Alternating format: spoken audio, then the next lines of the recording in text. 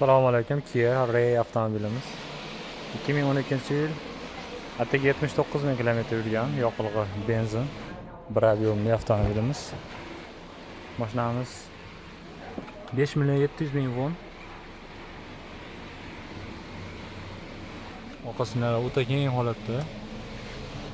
Ray avtomobili. Eshikda beskutchi dastur bor. Rushnoy sidina.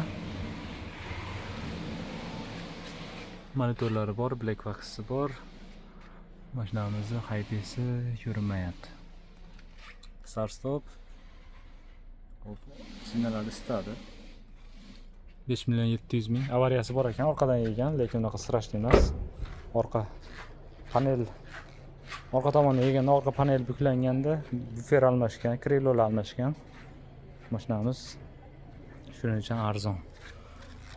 Bilasizlar, Ray avtomobili o'zi narxi qimmat yuradi. Kimga kerak bo'lsa kelib test driving qilib ko'rasizlar.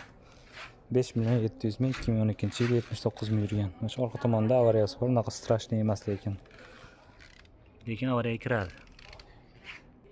Yana bir narsa, eshigi Damazga o'xshab bunaqasiga ochiladi. Qulay, nihoyatda qulay.